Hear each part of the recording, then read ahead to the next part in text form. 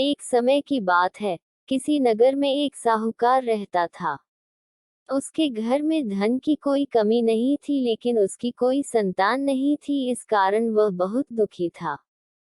पुत्र प्राप्ति के लिए वह प्रत्येक सोमवार व्रत रखता था और पूरी श्रद्धा के साथ शिव मंदिर जाकर भगवान शिव और पार्वती जी की पूजा करता था।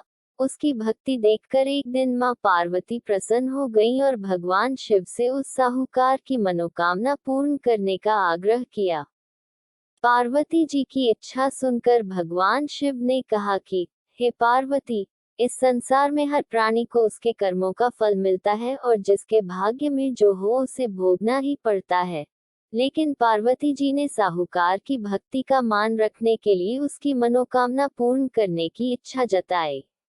माता पार्वती के आग्रह पर शिवजी ने साहूकार को पुत्र प्राप्ति का वरदान तो दिया, लेकिन साथ ही यह भी कहा कि उसके बालक की आयु केवल 12 वर्ष होगी।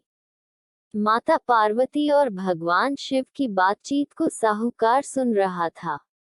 उसे ना तो इस बात की खुशी थी और ना ही दुख। वह पहले की भांति शिवजी की पूजा करता रहा।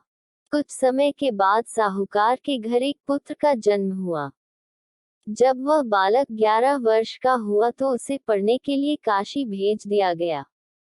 साहूकार ने पुत्र के मामा को बुलाकर उसे बहुत सारा धन दिया और कहा कि तुम इस बालक को काशी विद्या प्राप्ति के लिए ले जाओ और मार्ग में यज्ञ कराना। जहाँ भी यज्ञ कराओ वहाँ ब्राह्मणों को भोजन कराते और दक्षिणा देते हुए जाना। दोनों मामा भांजे इसी तरह यज्ञ कराते और ब्राह्मणों को दान दक्षिणा देते काशी की ओर चल पड़े। रात में एक नगर पड़ा जहां नगर के राजा की कन्या का विवाह था। लेकिन जिस राजकुमार से उसका विवाह होने वाला था वह एक आंख से काना था। राजकुमार के पिता ने अपने पुत्र के काना होने की बात को छुपाने के लिए एक चाल सोची। साहूकार के पुत्र को देखकर उसके मन में एक विचार आया। उसने सोचा क्यों न इस लड़के को दूल्हा बनाकर राजकुमारी से विवाह करा दूं। विवाह के बाद इसको धन देकर विदा कर दूंगा और राजकुमारी को अपने नगर ले जाऊंगा। लड़के को दूल्हे के वस्त्र पहनाकर राजकुमारी से विवाह कर दिया गया। लेकिन साहूकार का पुत्र ईमानदार था। उसे यह बात न्यायसंगत नहीं लगी। उसने अवसर पाकर राजकुमारी की चुन्नी के पल्ले पर लिखा कि तुम्हारा विवाह तो मेरे साथ हुआ है, लेकिन जिस राजकुमार के संग तुम्हें भेजा जाएगा वह एक आंख से काना है। मैं तो काशी पढ़ने जा रहा हूँ। जब राजकुमारी ने चुन्नी पर लिखी बातें पढ़ी तो उसने अपने माता पिता को यह बात बताई। राजा ने अपनी पुत्री को विदा नहीं किया, जिससे बारात वापस चली गई। दूसरी ओर साहूकार का लड़का और उसका मामा काशी पहुंचे और वहां जाकर उन्होंने यज्ञ किया। जिस दिन लड़के की आयु 12 साल की हुई उसी दिन यज्ञ रखा गया। लड़के ने अपने मामा से कहा कि मेरी तबीयत कुछ ठीक नहीं है। मामा ने कहा कि तुम अंदर जाकर सो जाओ। शिवजी के वरदानुसार कुछ ही देर में उस बालक के प्राण निकल गए। मृत भांजे को देख उसके मामा ने विलाप शुरू किया।